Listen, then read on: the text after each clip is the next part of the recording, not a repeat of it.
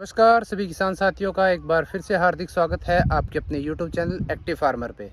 किसान साथियों, आज अपने बात करेंगे भी कपास की फसल में अभी जो इंसेक्टिसाइड का कीटनाशक का जो स्प्रे है वो स्टार्ट हो चुका है। फसल के अंदर अभी जो हरा तेला है, वाइट मच्छर है, सफ़ेद मच्छर है, थ्रिप्स है और गुलाबी सुंडी का अटैक आ चुका है। तो अभी अभी हमें इसके अंदर जो है वो इंसेक्टिसाइड का स्प्रे करना है। वो कौन सा करना है, ज़्यादा महंगे इंसेक्टिसाइड करने या सस्ते इंसेक्टिसाइड करने हैं, किस अकॉर्डिंग से अपने को चलना है ताकि फसल है जो फार्मर की वो अच्छी हो सके, किसान की, और उसको कम खर्च के अंदर अच्छा मुनाफा है वो हो सके। क्योंकि इस बार जो गुलाबी सुंडी का प्रभाव है वो कई खेतों के अंदर ज़्यादातर देखा गया है। तो आज अपने इस तरह से बात करेंगे कितनी डोज रखनी है, कौन कौन से इंसेक्टिसाइड का आप फर्स्ट स्प्रे के अंदर स्प्रे कर सकते हैं, अगर नीम ऑयल भी आपको यूज़ करना है तो वो कौन सा करना है और उसका खर्च है वो क्या पड़ेगा। टोटली अपने इस वीडियो के अंदर डिटेल से बात करेंगे। आपने हमारे चैनल को सब्सक्राइब नहीं किया, चैनल को सब्सक्राइब कर दें और पास लाए वाले बेल आइकन के बटन को भी दबा दें ताकि हम जो भी नई नई वीडियो अपलोड करें तो उसका नोटिफिकेशन आपको मिल जाए। वीडियो अच्छी लगे तो दूसरे किसान भाइयों तक भी आप शेयर ज़रूर करें। किसान साथियों, सबसे पहले अपने फसल के अंदर ऑब्जर्व करेंगे भी अपनी फसल के अंदर कौन कौन से जो कीटों का अटैक है। क्योंकि अपने को ये ध्यान में ज़रूर रखना है भी हरे तेले का अटैक ज़्यादा है तो उस हिसाब से अपने को स्प्रे करना है, या सफ़ेद मच्छर का अटैक ज़्यादा है, या थ्रिप्स का जो जूं बोलते हैं जिसे उसका अटैक ज़्यादा है, या अपने गुलाबी सुंडी का जो स्प्रे है वो करना है। तो इस हिसाब से फसल का जो अपने ऑब्जर्वेशन करके फसल की जो मतलब चारों तरफ से इसका निरीक्षण करके उस हिसाब से अपने स्प्रे कर देंगे। पहले अब अपने इस जिस खेत के अंदर खड़े हैं उसके अंदर अपने ऑब्जर्व करेंगे भी इस खेत के अंदर किस कीटों का जो अटैक है वो सबसे ज़्यादा है। तो अपने चलिए देखते हैं। सबसे पहले अपने अगर बात करें तो इस फसल के अंदर जो भी ये देखो हरा तेला, एक ये बैठा, एक ये बैठा, हरा तेला का जो अटैक है वो इस फसल के अंदर ज़्यादा दिखाई दे रहा है। दूसरी बात रही इसके अंदर जो मित्र कीट है वो भी कुछ होते हैं, वो अपने को देखने चाहिए। ये जो मित्र कीट है, ये फसल के अंदर जो मित्र कीट होते हैं तो इसका भी अपने को जो ध्यान है वो रखना है साथ की साथ, क्योंकि इनको अपने को ख़त्म है वो नहीं करने हैं। उसके अलावा जो इसके अंदर थोड़ी बहुत मात्रा के अंदर अपने को थ्रिप्स का भी अटैक है, ये देख सकते हैं आप, इसके अंदर जो थ्रिप्स है वो भी घूम रही है। और वाइट मच्छर का जो पहले अटैक था लेकिन अभी नहीं है, हल्का फुल्का जो इसके अंदर अटैक है। तो अपने को इस तरह से कॉम्बिनेशन के अंदर स्प्रे करना है जिससे कि फसल की जो लागत जो खर्च है वो भी कम आए और इसके अंदर रिजल्ट भी अपने को बढ़िया मिले। तो किसान भाइयों, सबसे पहले अपने आज बात करते हैं भी अपने को कौन से कीटनाशक का स्प्रे करना है। सबसे पहले मैं आपको रिकमेंडेशन करूंगा नीम ऑयल का, क्योंकि नीम ऑयल होता है वो पौधे को कड़वा करता है।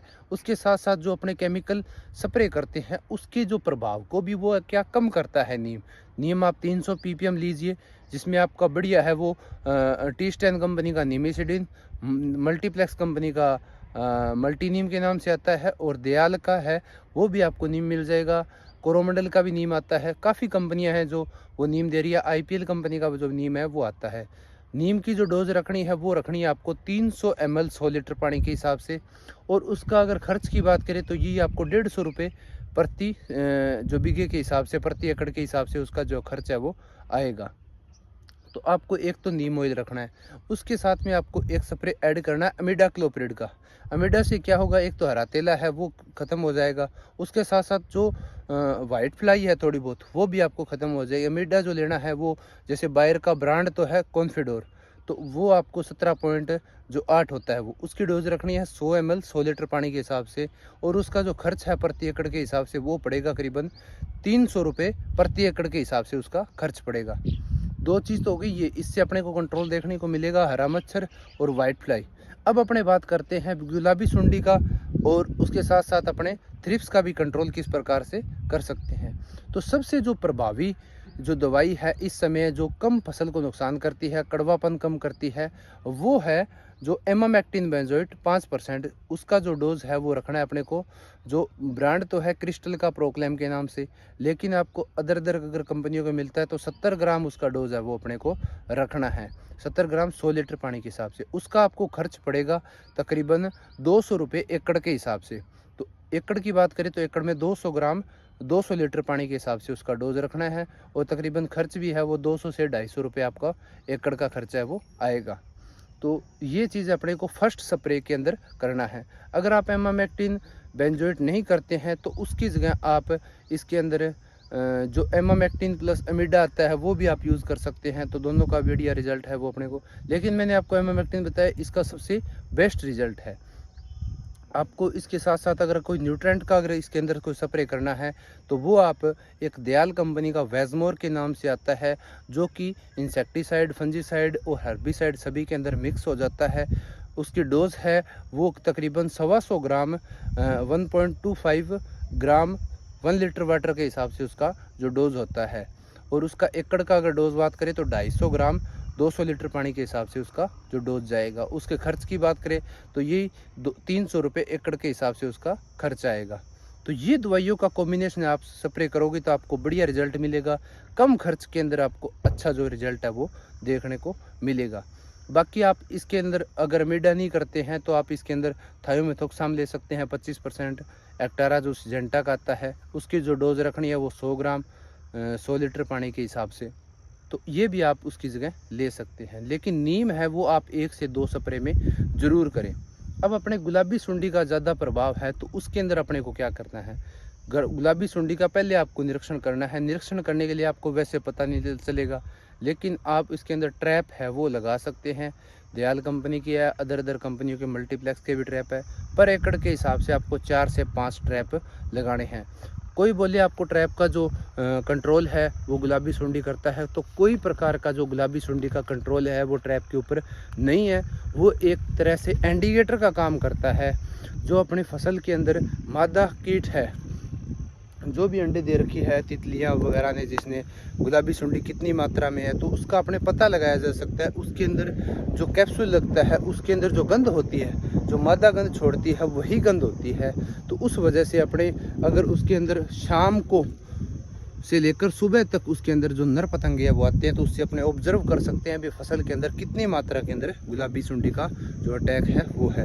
और अपने निरंतर हर 7 दिन पे अगर स्प्रे करेंगे, हल्का फुल्का साइपरपरफेनो है या फिर इंडोक्साकार्ब है या फिर उसके अंदर नुआरुलोन है या थायोडिकार्ब है या उसके अंदर एक एमामेक्टिन है या उसके अंदर प्रोफेनोफोस है, अपने को बदल के हर 7 दिन पे स्प्रे करना है ताकि उसका अपने को रिजल्ट मिल सके। कॉटन की स्थिति बहुत ज़्यादा ख़राब है। जो किसान भाई कल्टी करके उसको अंदर डिप्लॉयड कर रहे हैं वो उसका सॉल्यूशन नहीं है, क्योंकि ये फसल है तकरीबन अपनी 70 से 80 दिन की हो चुकी है, अपने हाफ स्टेज इसके अंदर पार कर चुके हैं। तो आप कोशिश यही रखें भी इसके अंदर अदर और क्रॉप न लगाकर इसको ही थोड़ी मात्रा के अंदर स्प्रे, एक स्प्रे के बाद में आप इंसेक्टिसाइड का, उसके बाद में एक हल्का फुल्का, हर 2 स्प्रे के बाद में भी आप 15 दिन से एक बार न्यूट्रेंट का स्प्रे ज़रूर करें। न्यूट्रेंट का अपने आगे बात करेंगे भी न्यूट्रेंट कौन सा करना है। इसके अंदर 19-19 भी लेना है, माइक्रो न्यूट्रेंट भी लेना है, इसके अंदर अपने को मैग्नीशियम सल्फेट भी लेना है, इसके अंदर अपने को बोरोन भी लेना है, क्योंकि फसल की वो नीड नहीं है अपने इंसेक्टिसाइड और फंजीसाइड। फंजीसाइड का भी अपने एक आगे स्प्रे करेंगे, लेकिन अभी तक इसी के अंदर फंजीसाइड का कोई भी ज़रूरत नहीं है।